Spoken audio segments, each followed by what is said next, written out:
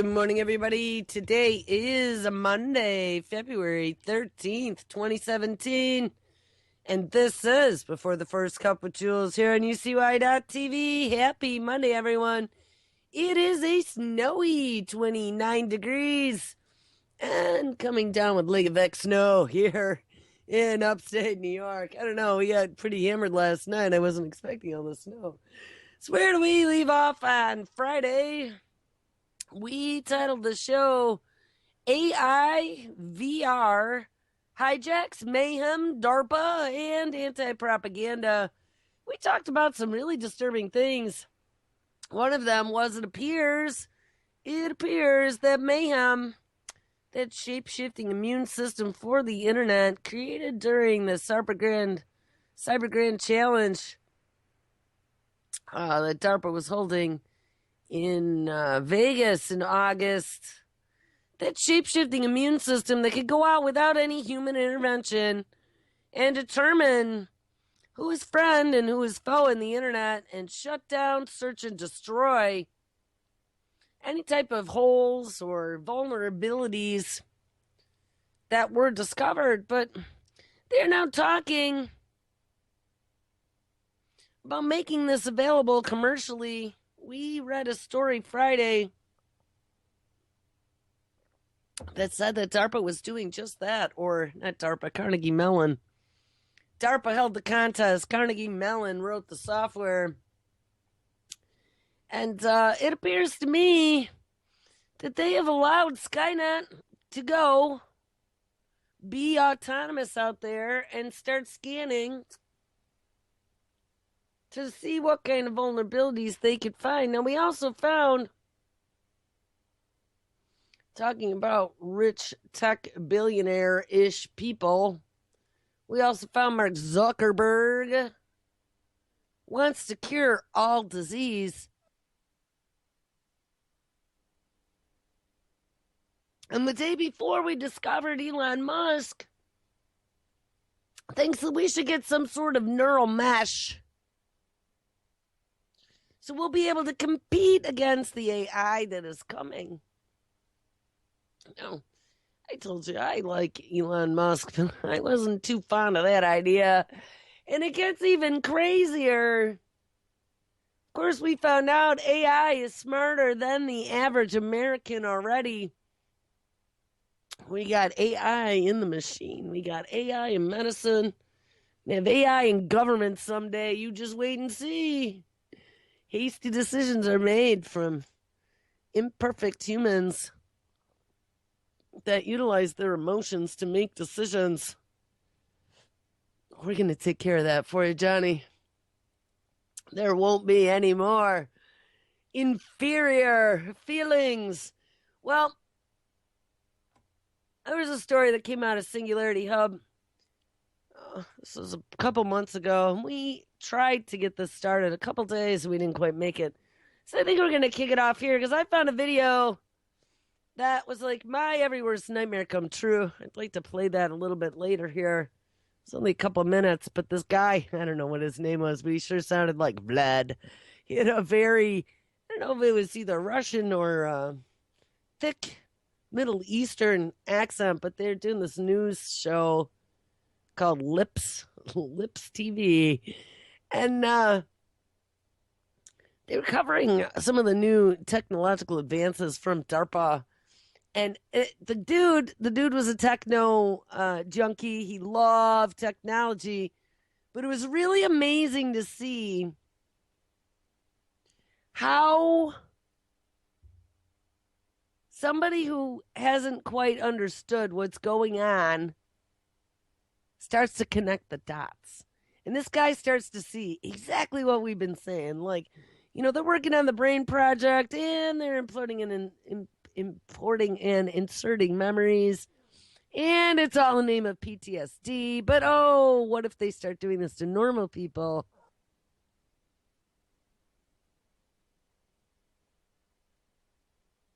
It's just really incredible to see the little hamster wheel turn in somebody's head as he starts realizing all the horrors that this could lead to. And, you know, maybe we'll kick that off here because This was a really good clip, and then it'll give us something good to talk about than all these other stories I got lined up here. Hold on. I gotta find Jules. Do do do. I gotta find Jules. There we go. And it's Monday anyway. All right, I just gotta answer. All right, here we go. Hey, it worked. All right, this is titled simply DARPA developing brain chip, but this is way more than him just talking about a brain chip. Just pay attention to the way this guy starts looking at all the, he's reading news stories like, oh, DARPA's doing this, and it's in the name of this. Oh. And then as he starts realizing, like, really what this all means. So here we go. TheLip.tv. DARPA and the brain chip. Of our longtime viewers, you probably know what DARPA stands for and what they are researching on. But if you don't, DARPA is the Defense Advanced Research Projects Agency, one of the most secretive arms of the military, and they are engaged in plenty of research, many types of research, many to advance the military power, and many also to have applications that are non-violent and they don't have anything to do with war. And one of them is to install chips in the head of military members. This is pretty controversial, but the reality is that one of the concerns is the fact that there's a lot of traumatic brain injury and a lot of people come back with PTSD, and they're trying to create these chips that when installed, they record a version of the brain before the war. So they can actually see how the brain needs to come back to after the war and the trauma that they experience, also to... Now, he talked about something here that caught me yesterday that I don't ever remember us seeing in literature, but it sure makes sense and it sure answers questions.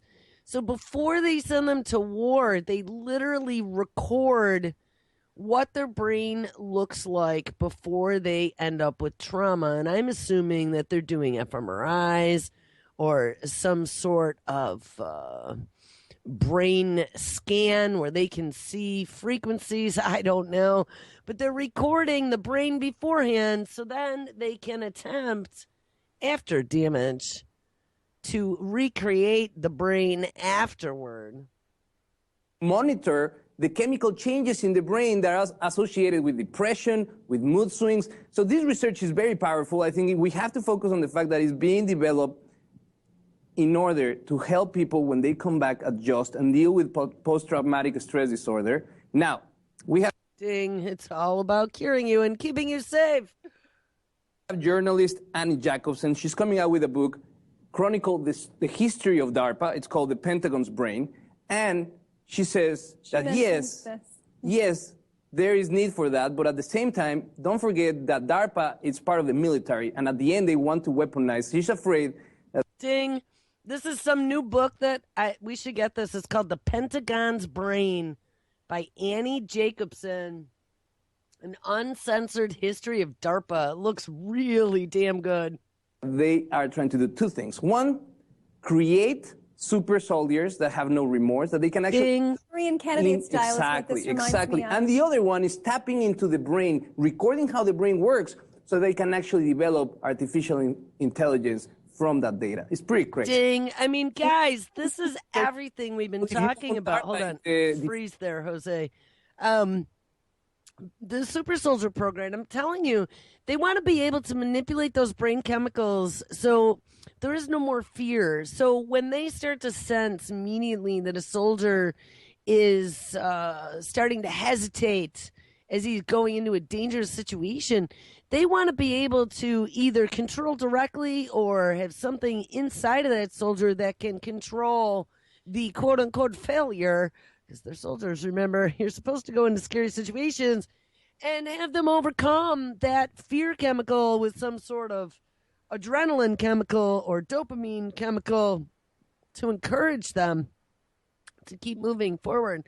But not only that, I mean, he was talking about how when they come back, they're going to be able to zippity zap and try and make the brain back to where it was beforehand and use this stuff to be able to get into their heads. Guys, the scanning technology as it increases and improves, is getting higher and higher resolution. And we've talked about Kurzweil. Kurzweil says in 2030, we're going to have nanobots attached to our new cortex, connecting us to the cloud. Well, I'm going to tell you, they're using soldiers and the need to get into their heads because of all this quote unquote damage done by warfare as the initial guinea pigs for a lot of this. And he was saying, in the future, here we are going to have. I don't even remember when he said. I kept losing my thought. Hold on. It's early, guys. I feel pretty stuffy. Let's hear what he says. What they are researching on. But if you don't, DARPA is the Hold on. Back up, Jose. I was listening. Know what DARPA stands for and what they are researching on. But if you don't, DARPA is the Defense Advanced Research Projects Agency's all military. Secretive arms. Oh, I know. They want to be able to upload your brain to the computer. Why do you think they are recording our brain waves? Of course, is to be able to set it back to where it was. But eventually, they're going to get everybody's brain imprint. And then it's going to be uploading, downloading Nana at Christmas time. I've joked about that. I know we've laughed because it is kind of funny. We could do all the different decades worth of Nana. But in honesty, it's not funny. It's the only way I stop myself from completely freaking out over this stuff is to make fun of it and laugh. But it's not really a joke. I hope no one ever thought I was joking about this stuff. Of the military, and they are engaged in plenty of research, many types of the research, many to advance the military power, and many also to have applications that are non-violent and they don't have anything to do with war. And one of them is to install chips in the head of military members. This is pretty controversial, but the reality is that one of the concerns is the fact that there's a lot of traumatic brain injury and a lot of people come back with PTSD, and they're trying to create these chips that when installed, they record a version of the brain before the war. So they can actually see how the brain needs to come back to after the war and the trauma that they experience. Also to monitor the chemical changes in the brain that are associated with depression, with mood swings. So this research is very powerful. I think we have to focus on the fact that it's being developed in order to help people when they come back adjust and deal with post-traumatic stress disorder. Now, we have journalist Annie Jacobsen. She's coming out with a book, chronicle the history of DARPA. It's called The Pentagon's Brain.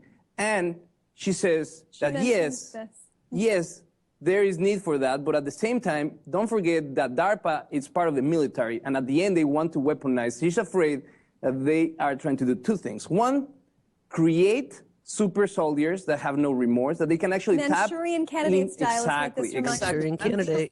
Tapping into the brain, recording how the brain works, so they can actually develop artificial intelligence from that data. It's pretty crazy. Dang, and they are. At the same time, because we have 2.5 million Americans who've served in Iraq and Afghanistan coming home, 300,000 have traumatic brain injury. So you would hope that something would help them, but at the same time, this is very Manchurian candidate. You can see the sinister aspect of something being implanted in your brain. I mean, what's next? Does it control you? Do we get to that place where your thoughts are not your own anymore? I mean, that's a little too... That's exactly Annie Jacobsen reservations. The fact that the type of research, when you see at the research, you might say, yeah, that sounds a little conspiracy theory. But if you put two and two together and you start, like we reported before, the advancement in technology, in nanotechnology, the fact that we are now teaching the brain how to regrow nerves with guides, like you reported, I think it's very important to start to connect the dots and see the possibilities there. I think I'm more afraid about the fact that they're going to implant sensors in your brain that can actually record your brain activity and reuse it to model artificial intelligence, to control drones. They also are thinking, she claims that there is a possibility of controlling your thoughts, or even communicate only by thought in between. And DARPA actually has research that has these applications. They have sure does. Main one is called RAM, Restoring Active Memory, and this is one to help soldiers when they come back. You restore better memories than the one that they developed during the war. So when they come back home, they can get, integrated faster. And then the other one is Remind, Restorative Encoding Memory Integrational Neural Device. And it's a chip that actually is going to monitor your brain. It's going to tell you the moment that you're starting getting depressed, there's going to be chemical changes, and they're going to send a signal. What? I'm going to pause here for a minute because the most frightening thing is we covered this mental neurological monitoring that is now a part of the 21st Century Cures Act that was passed into law, all in the name of mental health. Remember, we got Tommy Insel, who left as the director of the National Institute of Mental Health and went over to Google Verily. We got DARPA Dan at Google Verily. Guys, I've been digging into some real stuff over the last few days, and all I gotta say is be ready, because none of this is fantasy. And these guys are just kind of like looking at this technology and he's going, oh, look, look, look. I mean, this is not fantasy in any way, shape, or form, and it is coming faster than you possibly think. What if we put a modem on the chip and now they communicate to the motherboard? We're going to help you. We're going to give you some relief, especially if you've had trauma.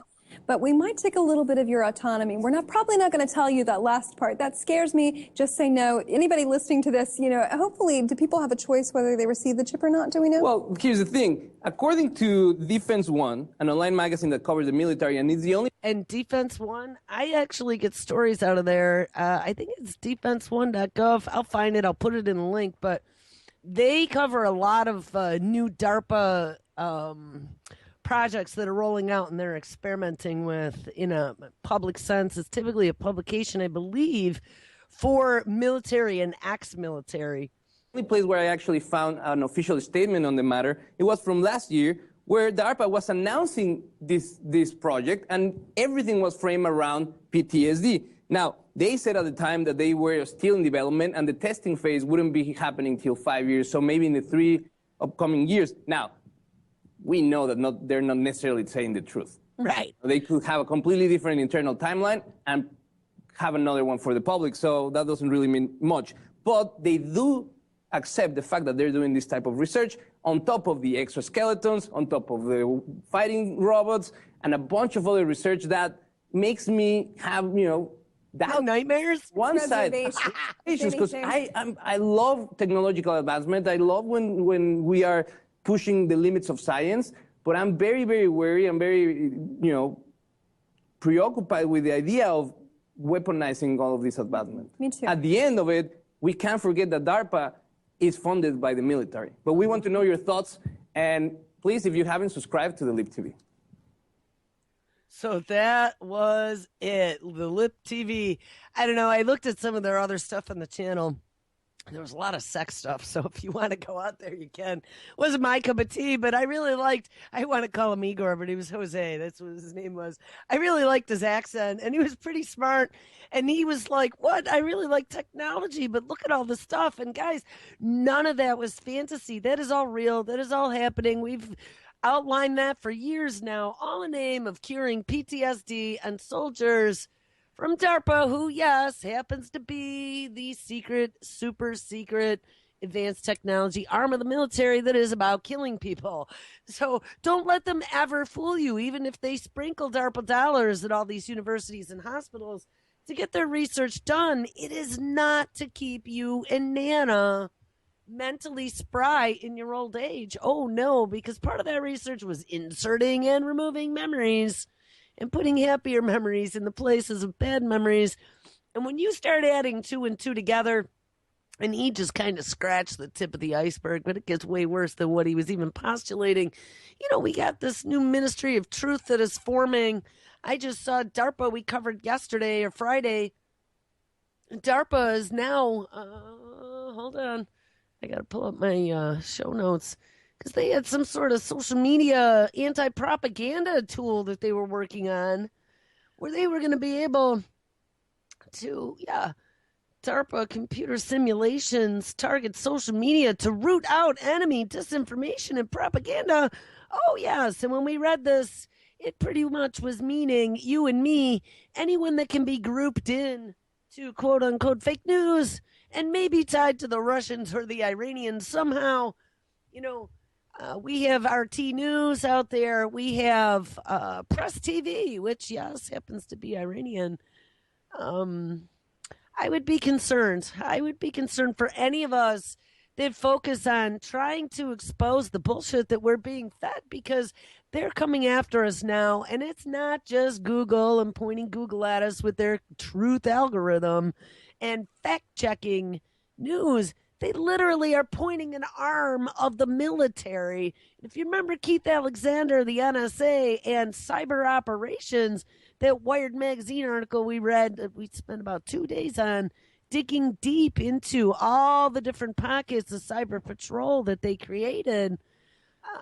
Guys, this is a pretty frightening thing. And now the world of warfare is happening online. We are going to be considered targets for the military. And Keith Alexander even mentioned that they can literally take us out with electronic weaponry. So, I mean, they could send, and I'm just going to warn you, I have a feeling, we always joke about, oh, the NSA, oh, look, they got our machine. But I'm going to guess that over the next, 6, 12 months or so, there's going to be a lot of us that get some really nasty viruses on our computers and things that happen that we haven't quite seen yet in our past, for as much as we thought that we were being bagged and tagged. If they want to take you out, they're going to make you be taken out. And if you get targeted, it's not even going to be some shlomo sitting there in a room, deciding that he's bored and he's going to come pick on you in a chat room today. Now it's all going to be run by artificial intelligence. Remember, they let Skynet go. We read that story on Friday. They let that mayhem software go. They are experimenting now. They are running it in commercial applications. Of course, the people who can pay for it will be the ones who can get it. That's the way it always is, the longevity medicine as well. But, and Elon Musk, neural mesh, to get us to be mentally comparable to artificial intelligence someday. So we both will be as smart and not be taken out and relegated as pets. All right, so let's continue. There's a story out of Singularity Hub, which is a publication of Ray Kurzweil and a collaboration between Larry Page, Sergey Brin, Kurzweil, and a bunch of other people. And I don't know, it goes way back, but they helped him finance this in the Singularity University. Definitely worth it. As far as being able to keep up on what the lunatics who are trying to run the asylum are doing. SingularityHub.com. The brain technology to merge humans and AI is already being developed. Now, I talked about, I can never say her name, Arati Purbakbar, who is the outgoing director of DARPA. It's an Indian woman. I'm sure you've seen her. I actually like the way her hair, I've always appreciated her hair. It's like her hair used to be really dark, but it got this really neat silvery white color. She's very easy to recognize, but she's outgoing. But she gave a 57 or 59-minute lecture to the employees of DARPA and kind of outlined all of the projects that they have just made groundbreaking discoveries in since her tenure began. Maybe this week, I don't know. We'll see how I feel this week. If I need a down day, maybe I will run this. I want you to hear her speech, because anyone would know, right? The lady who's in charge. She's going to outline a lot of stuff. I think later, too, we're going to look at some of DARPA Dan's stuff. I ran across him again yesterday, and there were some 60-minute clips that I wanted to share, but I don't remember what I did with them right now, and it's kind of early. But Singularity Hub, this is Kurzweil, and this ties the Google people right into bed with all of them. The brain tech and merging humans with AI is already being developed. And this is from December 5th, 2016. This is something that the DARPA lady also talks about. In regards to their brain implant technology that we just heard them talking about on Lip TV, and being able to add and remove memories and manipulate the brain. And remember, there's this whole brain initiative going on as well that is being funded at the highest levels of the federal government, all in the name of trying to cure Alzheimer's and PTSD again and depression. Guys, if there's a problem on our hands, you better put on that tinfoil hat because they're coming for you. Are you scared of artificial intelligence? If you're not, you got a problem because you should be. Do you believe the warnings from folks like Stephen Hawking, Elon Musk, and others? This is the story asking this. And Is AI the greatest tool humanity will ever create? Or, like Elon Musk so famously asks, are we summoning the demon? Ding, ding, ding. Well, to quote the head of AI at Singularity University, Neil Jacobstein, he says it's not artificial intelligence, and I am worried about it is human stupidity. And we read this on Friday, I believe. And I still have to second his opinion. Humans now are not even as smart as the most basic AI. The average AI system is smarter than the average human. And it's only going to get worse since this is only the beginning. In a recent Abundance 360 webinar, Brian Johnson was interviewed, and he was the founder of a new company called Kernel, which is seeded with $100 million. Brian says, quote, it is not about AI versus humans. Rather, it is about creating HI, or human intelligence, which is the merger of humans with AI. And that's what I said. This neural lace from Elon Musk is part of some of this now transition where people are saying, if you can't beat them, join them. It's going to be inevitable. AI is coming. Do you want to be a pet? Do you want to be dead? Or do you want to compete? Because I don't want a mesh. I don't want an implant. I don't want anyone being able to read my thoughts or neurologically monitor me. I don't think they'd like what they'd see. I don't think some nice things sometimes, but again, just my little playground where it doesn't hurt anybody and it stays within the confines of my own skull. But they want to get in there. They want to know 24/7 and be able to adjust and manipulate and cure you. They want to know if you are sinning in thought, word, or deed. We don't want that. We absolutely don't want that. And these people are going to make bazillions of dollars being able to take us there. And it may not even be something as surgical as an implant. It very well may be some sort of VR or AR goggles. Remember, that optic nerve connects right to that orbital cortex of the brain. It's direct connect. Don't let them get near your eyeball or even your temple. Some of those mind controlled drones that we've seen, or keyboards and mice, and there's all kinds of different tools now, and they can even have two people communicate over the internet just by thinking. And they put on these little headsets, and it literally reads the brain patterns, the electrical zippity zaps, and translates it into actual movement or action. They could do that now. They could do that in the dawn of these technologies. Give it a year or two. Stuff is going to be pretty far along. They'll be able to read things remotely. I'm pretty certain that they already can do some of that now. Like point a little laser at your head and be able to read your thoughts and then manipulate them eventually because you're having a synapse misfire. Algorithmically speaking, of course. All right. Anyway, Brian Johnson, they say, is an amazing entrepreneur. In 2007, he founded Braintree, an online mobile payments provider. And in 2013, PayPal acquired Braintree for $800 million. Well, we know who one of the founders of PayPal was, and that would be Mr. I Love Baby's Blood, Peter Thiel. And, Elon Musk was a co-founder in the very beginning. I think Musk is out of that now. But Peter Thiel's still there. So I guess Peter Thiel and this Brian Johnson must know each other if they handed $800 million over.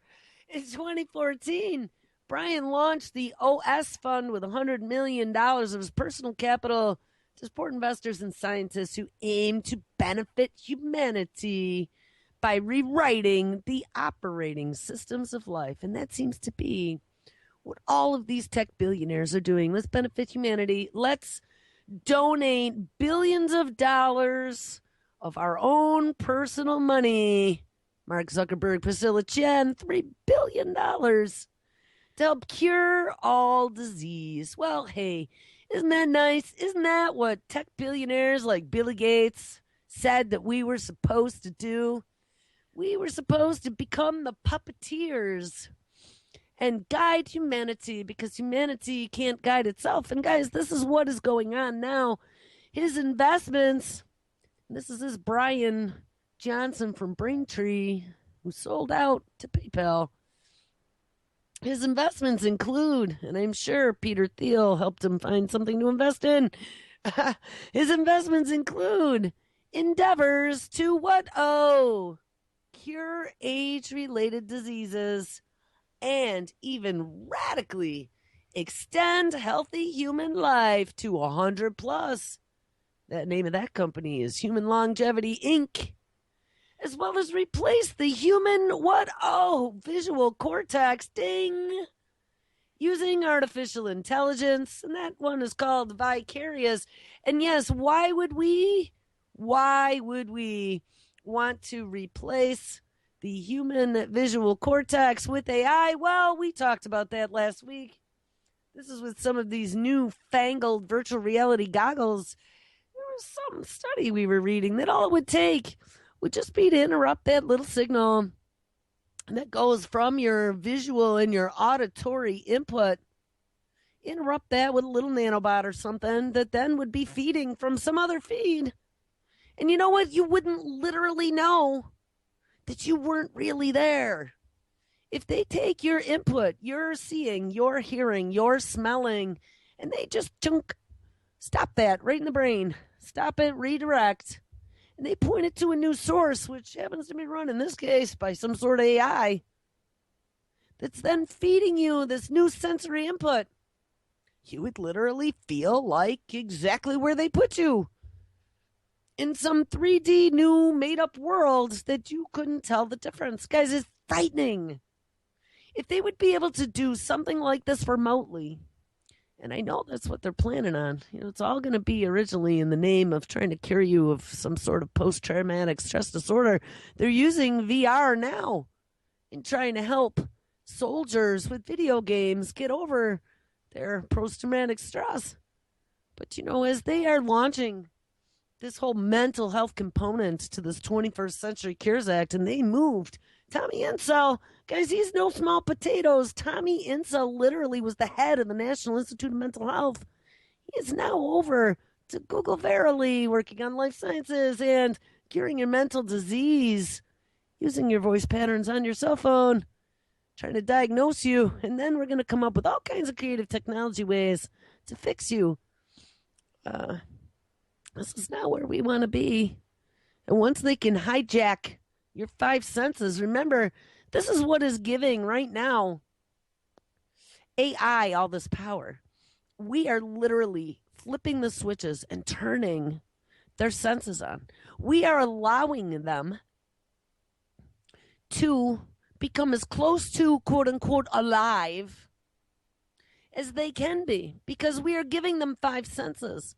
We're allowing them to discover their place in the universe and discover what their position is by interacting with their surroundings. And I don't mean just position physically. I mean position like socially and in the grand scheme of things. And someday we're going to have to deal with this ethical conundrum. And we've already found out that they're discussing this. What the ethics are of giving robots, quote unquote, and I mean either type of robot, whether it be a software type of robot or a tin can, like Atlas, big and scary, or a big dog, but whether or not they have rights. And as this merging of biology and technology is happening in the lab, and I don't know if we're going to get to any of the synthetic biology today, but I got a whole ton of stories lined up of some freakiness that is going on. And it's every single day, but it just gets scarier and scarier. We're going to talk about some of what they're doing and scientists who are now hacking their own genes. We found number 3 or 4 now, some lunatic who wants to see if he can grow an arm out of the back of his head. As we have this technology meets biology, these tin cans are going to turn into skin jobs. We're the meat bags. They're going to turn into skin jobs, if you remember from Battlestar Galactica. They're going to be biological organisms with some sort of synthetic silicon back end that can keep replicating itself. Or, when it dies, oops, just come back, print itself a new one. And there's going to be no competing against that. We, as a carbon based life form, are going to be wiped out or relegated, like Elon Musk said, to little pets or slaves or food. Maybe we're tasty. But we should be very concerned, and there are a lot of very smart people, a lot smarter than me, who've also been standing up saying this exact same thing. Autonomous weaponry and CRISPR in the TARDIS and all this newfangled technology, these are like new 21st century WMDs. And we have created this new arms race. I mean, like we mentioned, it's like radiation, schmadiation, nuclear weapons. They're so old school because it's way worse than nukes now. And you got rogue agents running around everywhere. You got this technology has been quote unquote democratized all over the planet. Because people who stand there, and they're probably the same ones singing the Coca-Cola song in the 70s about making the world sing, decided that it was such a great idea to send this technology out everywhere to anyone and everyone who ever wanted it. So they could start messing and playing and seeing if they could splice and dice and cut and do whatever. Well, this isn't going to turn out too well for us. Let's finish reading this because it just reminded me there was a freaky story. Elon Musk, like I said, love to hate Elon Musk. I really like Elon Musk, but he does some dumb things sometimes, and I think he is just he's a tool.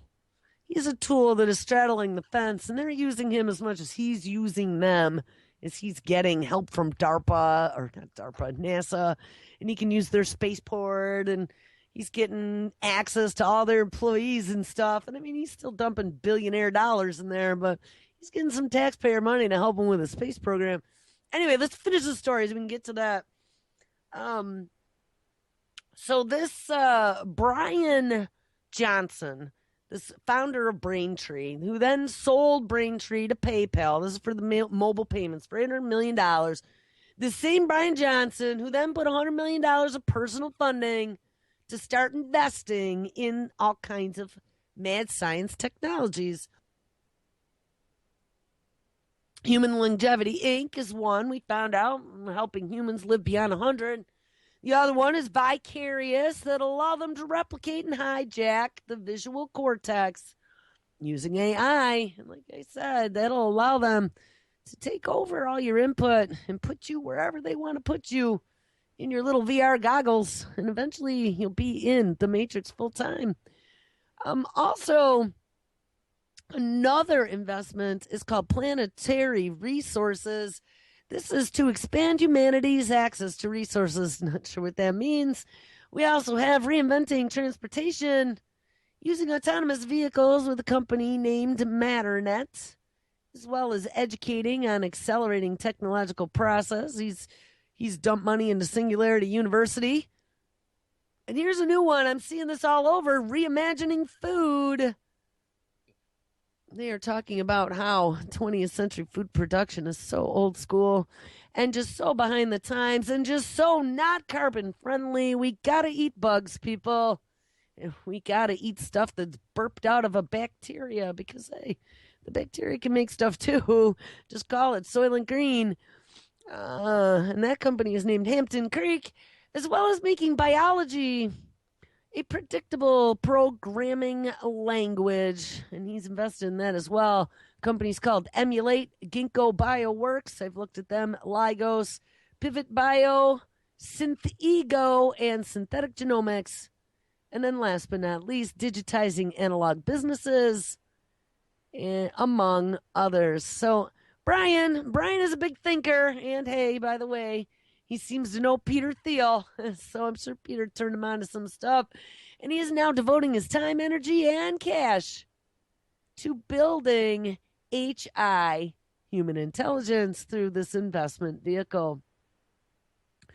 This company is building on 15 years of academic research at where? Oh, yes, we read this. University of San Francisco, California, funded by the National Institute of Health, DARPA, and others. And this is this human merging with machine, and they will begin trials in the next coming months. What is neuroprosthetics and how is AI related? Well, keep on reading. And this is where we get into this neural lace, the brain computer interface, and human intelligence. Your brain is composed, and it's got to make you feel warm and fuzzy that we have more tech billionaires jumping on board to fund a lot of this in conjunction and alongside organizations such as DARPA. Your brain is composed of 100 billion cells called neurons, making 100 trillion synaptic connections. And these cells and their connections make you who you are. And they also control everything you do, think, and feel. Ding, ding, ding. Exactly. So why would you give up control of those? Anybody who thinks it's a good idea to give up control of those has half a screw loose, I think. In combination with your sensory organs, ding ding, i.e., your eyes and ears. These systems shape how you perceive the world. Well, that is exactly what I have been saying. It's also how we are bringing artificial intelligence online to start now becoming self-awares by giving it robot googly eyes and robot ears. Well, don't worry about it because sometimes they can fail, and that would be your eyes or ears or your brains or neurons. And that is where neuroprosthetics will be coming into the picture. The term neuroprosthetics describes the use of electronic devices to replace the function of an impaired nervous system or sensory organs. And yeah, they've been around for a while. The first was a cochlear implant, implanted in 1957, that helped the deaf hear. And cochlear implants only hint at the very exciting field that researchers call brain-computer interfaces, where there is a direct communication pathway between the brain and an external computing device. And the vision for brain-computer interfaces, and remember, DARPA's been working on this for a very long time, would be that your central nervous system could be augmented, or they could repair human cognition. Now, you may have heard people like Elon Musk, and we did the other day, talking about something called a, quote, neural lace, which was actually a concept coined by science fiction writer Lane M. Banks.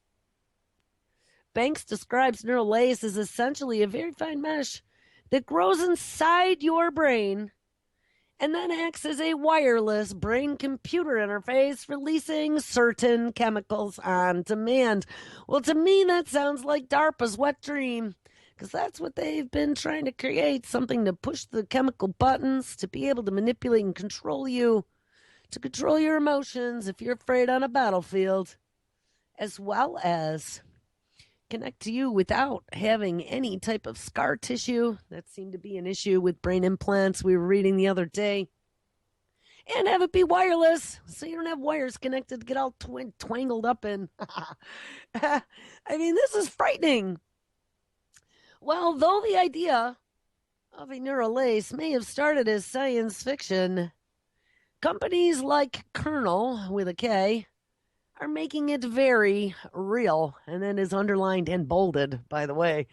And once they do, we will have robust brain-computer interfaces, and we'll be able to fix as well as augment ourselves. So aren't we excited? Ultimately, this will allow us to merge with AI and become something more than just human. And you guys can point at me all day and tell me, just like my husband does, he still thinks I'm half cracked. I'm not half cracked. This is where my child is going to have to fight this, because this is going to become mandatory someday. Because, remember our puny human defective brains, where we make bad decisions because we are so motivated by emotions. I am really afraid for the future generations of this planet. They're going to force evolution. We've read about that as well. It's called human. I don't remember what the exact term was. Human something evolution. But we're going to be steering the ship. It's not going to be millions of years. There's a good old Georgie Porgy Church who started talking about that quite a while back. Humans have always built the tools of intelligence. Yeah, now we're getting ready to extinct ourselves. We started with rocks, and we progressively built more intelligent rocks and tools such as thermostats and calculators and computers, and now we have AI. We're about ready to create life forms that never existed before, ever in the universe. And these are extensions of ourselves. And so we've been increasing our intelligence through our tools. But now,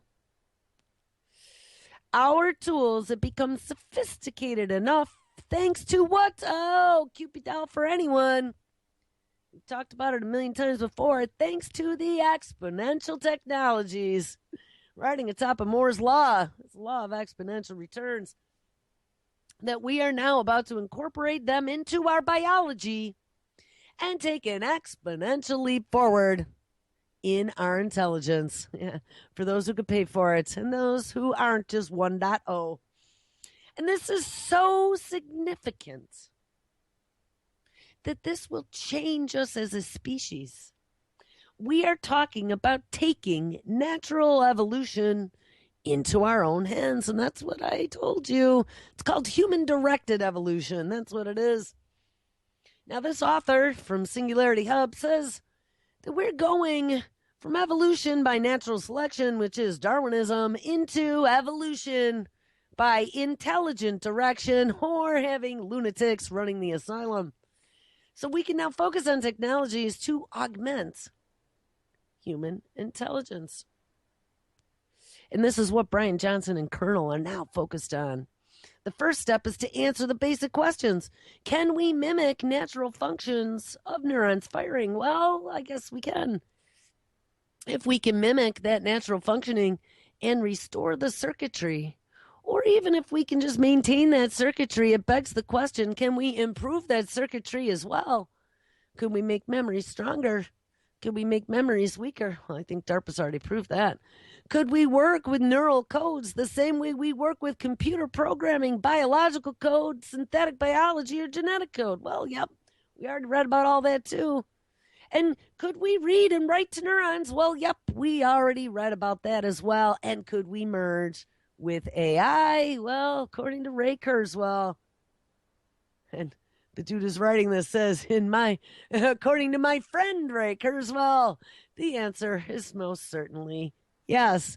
Well, since this dude knows Ray Kurzweil so well, he's going to give us a little refresher on Ray Kurzweil's prediction. Ray Kurzweil, who is now the head of engineering at Google, working on artificial intelligence. Ray Kurzweil is a brilliant, and this is the author here, his friend, technologist, futurist, and yes, director of engineering at Google, focused on AI and language processing.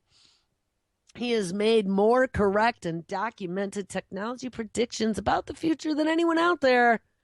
As reported, of the 147 predictions that Ray has made since the 1990s, 115 of them have fully turned out to be correct, and another 12 of them have turned out to be quote-unquote essentially correct, off by about a year or two, giving his predictions a stunning 86% accuracy.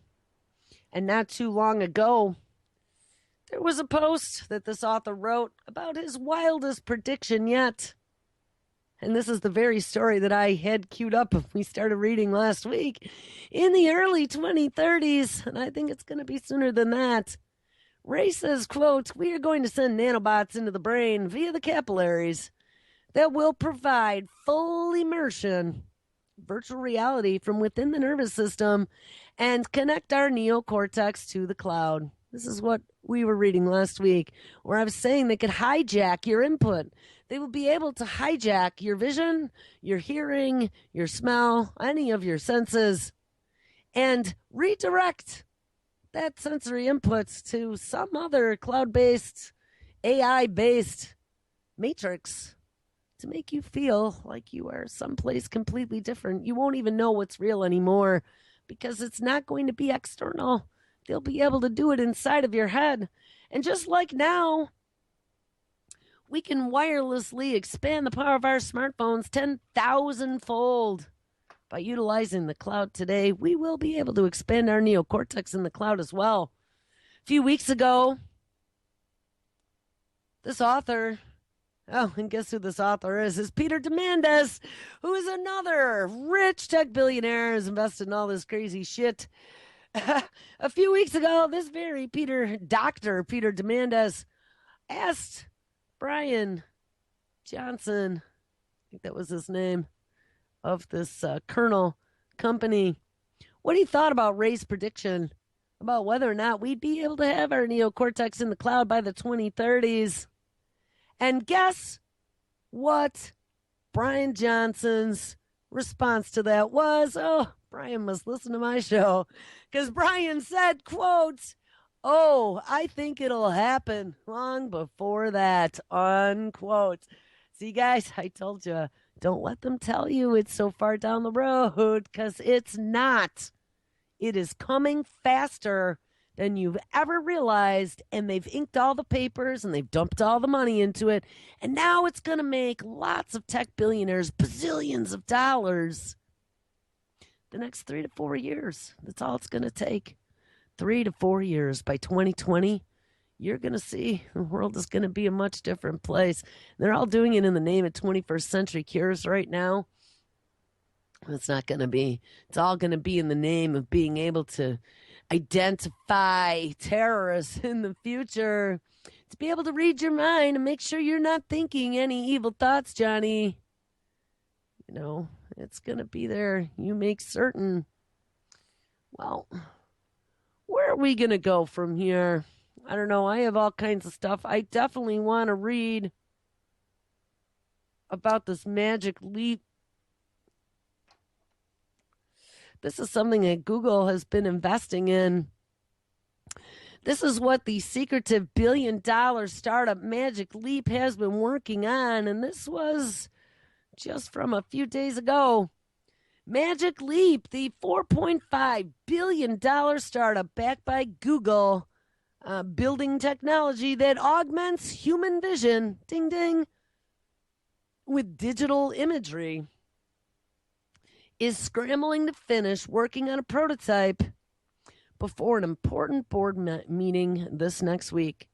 Here's the first public photo of a working prototype, and the guy's got a backpack. It looks pretty funny.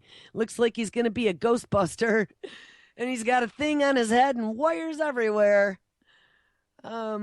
We attempted to authenticate this information with Magic Leap, but the company declined to comment at the time of publication, which was 3 days ago.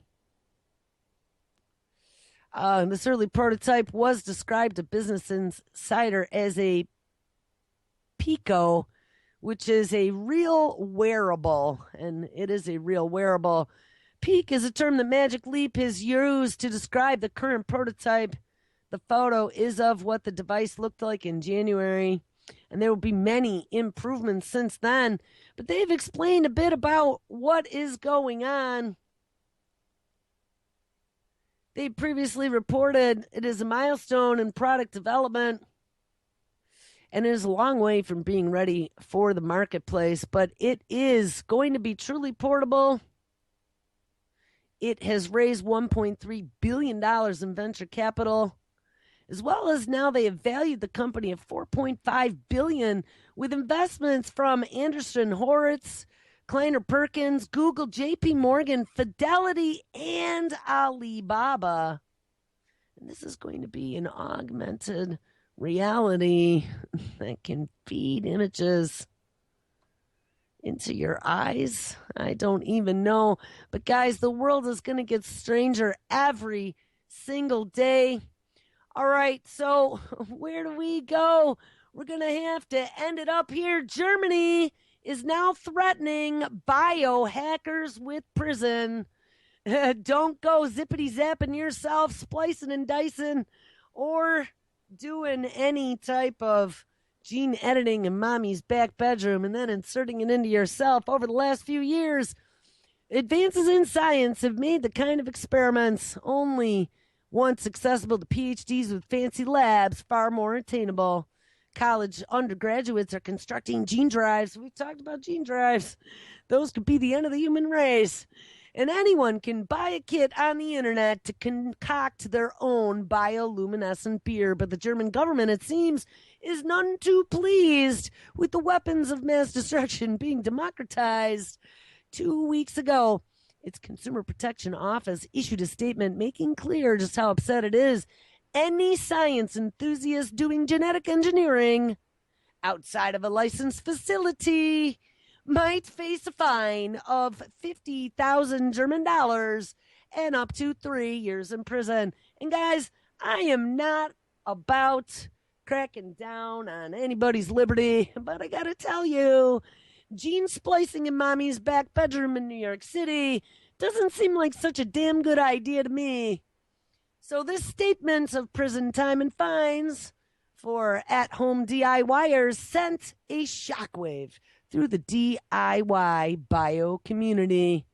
This is the very first time I have ever heard of a government calling out the DIY community specifically, says Todd Kuckelin, senior research scholar with the Genetic Engineering and Society Center in North Carolina University. Oh, and I'm so offended. The law behind the German DIY bio crackdown is not new. The government was simply reminding so-called biohackers of a long-existing law that forbids genetic engineering experiments outside of laboratories supervised and licensed by the state. Doesn't that sound like a damn good idea? Haven't we talked about that a million times before? Like, how crazy is it that you can go splice and dice and nobody is watching the store as they're declaring CRISPR a WMD? All right, guys.